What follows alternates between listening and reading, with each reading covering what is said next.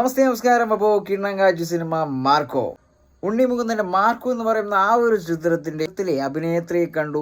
ആ ഒരു ചിത്രത്തെ കുറിച്ച് ആ ഒരു നടി പറഞ്ഞ കുറച്ച് കാര്യങ്ങൾ അതൊന്നും നമുക്കൊന്ന് കേട്ടു നോക്കാം. ഇല്ല, ഞാൻ ദുബായിലാണുള്ളത്. അപ്പം മാർക്കോയിലൊരു ചെറിയൊരു പാർട്ടി ചെയ്യാൻ പറ്റി. എന്തായാലും മാർക്കോ എല്ലാവർക്കും ഇഷ്ടപ്പെട്ടു. ഞാൻ ഫസ്റ്റ് ഷോ കണ്ടിരുന്നു. മാർക്കോ എല്ലാവർക്കും ഇഷ്ടപ്പെട്ടു എന്നുള്ളത് എന്നെ വളരെ സന്തോഷം. എനിക്ക് ഭയങ്കരമായിട്ട് ഇഷ്ടപ്പെട്ടു. എക്സ്പീരിയൻസ് എങ്ങനെയുണ്ട്? എക്സ്പീരിയൻസ് ഒന്നും പറയാനില്ല. എനിക്ക് നമുക്ക് തുടക്കത്തിലേ അറിയാമല്ലോ, ഇതൊരു മലയാളത്തിൽ നമുക്ക് പ്രതീക്ഷിക്കാവുന്ന ഒരു വയലന്റ് ജോണറിലെ ഒരു ബെസ്റ്റ് മൂവി ആയിരിക്കും എന്ന് എൻ്റെ മനസ്സ് പറഞ്ഞിരുന്നു.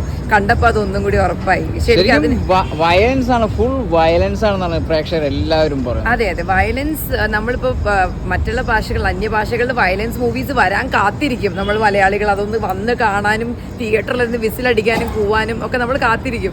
നമ്മുടെ മലയാളത്തിൽ ഇത്രയും ഒരു violence movie, that too violence മാത്രമല്ല കേട്ടോ, എനിക്ക് അതിൽ ഫാമിലി സെന്റിമെന്റ്സ് നന്നായിട്ട് വർക്കായി. ആ ഫാമിലി സെന്റിമെന്റ്സ് കാരണമാണ് വയലൻസ് വരുന്നത്. അപ്പോൾ അതുകൊണ്ടൊരു കഥയുടെ കൂടെ വയലൻസ് വന്നപ്പോൾ സത്യം പറഞ്ഞാൽ എനിക്ക് ആ ഒരു ബ്ലെൻഡ് ഭയങ്കര ഇഷ്ടമായി.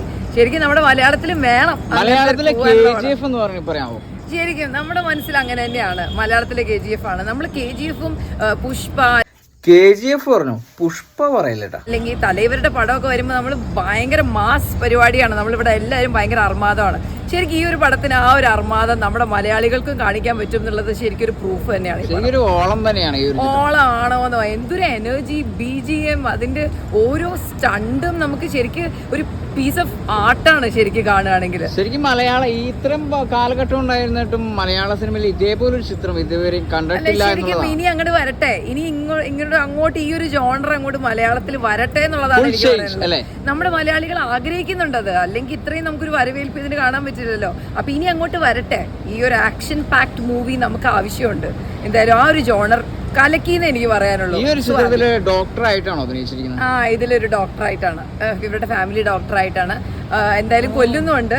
അപ്പോൾ എന്തായാലും എത്ര ദിവസത്തെ എക്സ്പീരിയൻസ് ഉണ്ടായിരുന്നു? എനിക്ക് മൊത്തം ഒരു 5 ദിവസം എന്ന് പറയാം. അതിൽ തന്നെ 2 ദിവസമാണ് കൂടുതലുണ്ടായിരുന്നത്. ഞാൻ കുറച്ചേ ഉള്ളൂ. പക്ഷെ കുറച്ചേ ഉള്ളൂവെങ്കിലും നമ്മൾ നോക്കേണ്ടത് ഈ ഒരു ലാർജ് സ്കെയിൽ ഇത്രയും വലിയൊരു മൂവി വരുമ്പോൾ അതിൽ നമുക്കൊരു ഭാഗമാവാൻ കഴിയാന്ന് പറയുന്നത് തന്നെ വലിയൊരു കാര്യം. ആൻഡ് ഈ ഒരു ടീം എന്ന് പറയുന്നത് എല്ലാവരുടെയും ഹാർഡ് വർക്ക് നമ്മൾ കണ്ടതാണ്. ആ ഒരു ഡെഡിക്കേഷൻ നമ്മുടെ മുമ്പിലേക്ക് ഒരു മാസ് വയലൻസ് മൂവി നന്നായിട്ട് കൊണ്ടുവന്നു. ഉണ്ണി മുകുന്ദൻ സാറിന്റെ ഒരു ആക്ഷൻസ് ഒന്നും പറയാനില്ല. ഉണ്ണിയുടെ ഒരു നമുക്ക് സ്ക്രീനിൽ കാണാവുന്നതല്ലേ ഉള്ളൂ.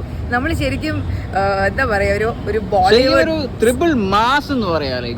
ശരിക്കും ഒരു മാസ് മൂവി തന്നെയാണ്. And Unni Mukundan makeover, like body and that work that he has put in for all the stunts. എന്തൊരു സ്വാഗാണ് ബ്രോ. അതൊക്കെ നമ്മുടെ മലയാളത്തിൽ വലിയ രസമല്ലേ നമുക്ക് കാണാൻ. ഹെവി വോൾട്ടേജ് ആണ് ഓരോ ഫൈറ്റിംഗ്. ഐ നോ ഓരോ സീനും.